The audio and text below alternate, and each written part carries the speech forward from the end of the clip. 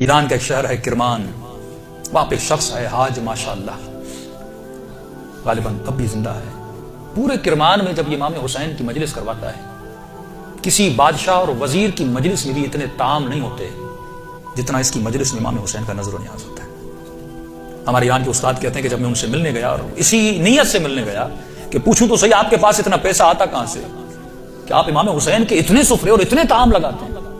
جب ملنے گیا تو کہا کہ بوڑھا سا تھا 70 ایئرز کا، چہرے پہ عجیب نورانیت تھی، اور بیٹھا اور مجھے کہنے لگے کہ آج تک حسین کی میں نے جب بھی نیاز کی میں نے جیب سے ایک پائی نہیں لگائی، مجھے نہیں پتا کہ کہاں سے آتا ہے، کون دے کر جاتا ہے، کہ پھر بھی یہ کیسے ہوا؟ میں نے آپ کے بارے میں بہت چیزیں سنی۔ اس نے کہا آج سے تقریباً 50 سال پہلے میرا کام تھا نجاری کا، جو لکڑیاں بناتے ہیں نا، لکڑی کا کام کرتا تھا، اور میری بڑی الفت تھی، محبت تھی امام حسین سے، میری زندگی عشق حسین کے محور میں گھومتی تھی۔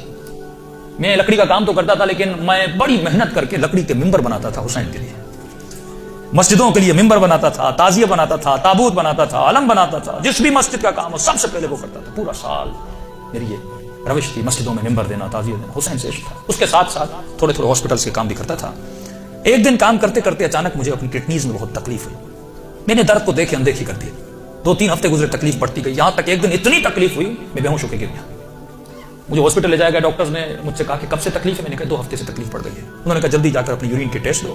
جب یورین ٹیسٹ دینے گیا تو میرا یورین نہیں آ رہا تھا۔ پھر ڈاکٹر نے ایک انجیکشن لگا، کہا آج کے بعد گھر چلا جا، نہ تجھے چلنا ہے نہ تجھے کام کرنا ہے، بس بستر پہ سیدھا ہو کے لیٹ جا۔ کہ جب گھر پہنچتے پہنچتے میرے پاؤں پھول گئے، اور کہتا ہے کہ مولانا اس دن کا سونا 4 سال تک میں اسی طرح بستر پہ سویا رہا، 4 سال تک میں بستر سے اٹھ نہیں سکا، بدن پھول گیا، نہ ہاتھ ہلا سکتا ہوں نہ پاؤں ہلا سکتا ہوں، یہاں تک کہ میں نے آنکھوں سے دیکھنا بھی چھوڑ دیا، بس مجھے کانوں سے آوازیں سنی آتی تھی۔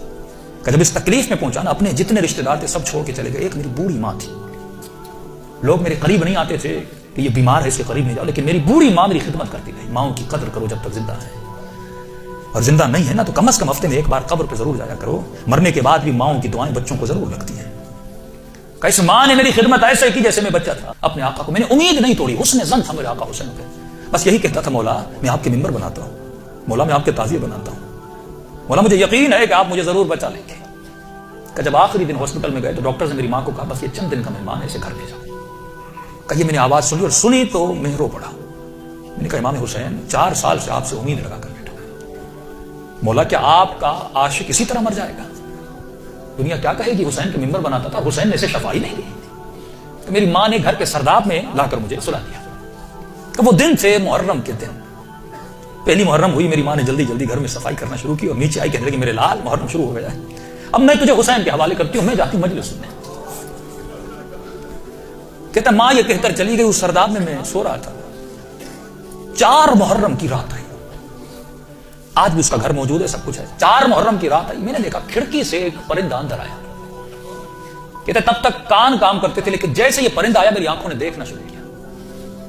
لیکن یہ عجیب کبوتر تھا جس کے 3 پر تھے، سفید تھا، سبز تھا اور لال پر تھا۔ میں نے زندگی میں ایسا کبوتر دنیا میں کہتا میں نے نہیں دیکھا، پنجے اس کے لال تھے۔ آیا اور آ کر میرے سرانے پہ بیٹھ گیا۔ بیٹھنے کے بعد اس نے کلام کرنا شروع کیا، میرے کانوں میں آواز دے کر کہا تجھے پیاس لگی ہے، کچھ کھاؤ گے، کچھ پیو گے؟ کہا 4 سال سے زبانوں پہ تالا لگا تھا پر اب یہ تالا کھل گیا۔ میں نے کہا مجھے بہت پیاس لگی ہے، اتنے سالوں سے پیاسا ہوں۔ کہ پتہ نہیں اس کی چونچ میں کیا تھا، اس نے میرے منہ میں ڈالا، بس وہ بدن میں جانا تھا، ایک عجیب سی فرحت مجھے ملی۔ پھر وہ پرندہ اڑا اور اڑ کے سامنے کرسی تھی اس پہ بیٹھ گیا۔ اپنے ذہن میں یہ کہہ رہا تھا کہ مولا حسین اگر تو نے بھیجا ہے تو یہ اڑ کے میرے پاس آئے گا یا میرے بستر کے نیچے جائے گا، اگر تو نے نہیں بھیجا یہ اڑ کے چلا جائے۔ کہ اتنا کہنا تھا، وہ پرندہ اڑا اور میرے بستر کے نیچے جا کر بیٹھ گیا۔ تو بس اتنا ہوا، لیکن ابھی بھی بستر پہ لیٹا ہوا ہوں، لیکن تھوڑی فرحت مجھے مل چکی ہے۔ اب سوچ رہا ہوں یہ پرندہ کون ہے، کہاں سے آ رہا ہے۔ اتنے میں صبح ہوئی، میری ماں نیچے سرداب میں آئی، اس کے ہاتھ میں رومال تھا۔ پہلے زمانے میں جب لوگ روتے تھے تو ایک رومال رکھتے تھے۔ کہ جلدی دوڑی دوڑی آئی اور گیلا سا رومال تھا، اس نے اس رومال کو میرے اوپر نچوڑنا شروع کیا۔ تو میں نے کہا کہ اماں یہ کیا ہے؟ کہا یہ حسین کے غم میں جو آنسو بہائے نا تیرے بدن پہ مل رہی ہو تاکہ خدا تجھے شفا دیتے۔ کہ یہ کہہ کر میری ماں چلی گئی۔ جیسے جا رہی تھی میں نے کہا اماں اگر زحمت نہ ہو، ایک کبوتر ہے اس بستر کے نیچے، اگر زحمت نہ ہو اس کے لیے تھوڑا دانا اور پانی رکھ لو۔ माँ ने कहा कबूतर कहाँ से? कहा बस रख लो। कहा माँ आई और उसने नीचे दाना रखा, पानी रखा, चली गई। कहते गालिबन 10 मुहर्रम का दिन हुआ। अब ये 10 या 14 इसके बीच में कहता है दिन हुआ, आशूरा का दिन हुआ। मैंने कहा मौला हुसैन आपकी आशूरा भी आ गई, अब भी मुझे शफा नहीं दोगे? कहा रो ही रहा था कि अचानक मेरे कमरे का दरवाजा खुला और मैंने एक नूरानी शख्स को अंदर आते हुए देखा। कहता बिस्तर के साथ जो कुर्सी थी वहां आकर बैठ गए, बस मैंने चेहरा देख के समझ गया ये मेरा हुसैन है। कहता मुझे नहीं पता मैंने कैसे समझा, लेकिन मैंने देखा, मैं समझ गया मेरा आका हुसैन है।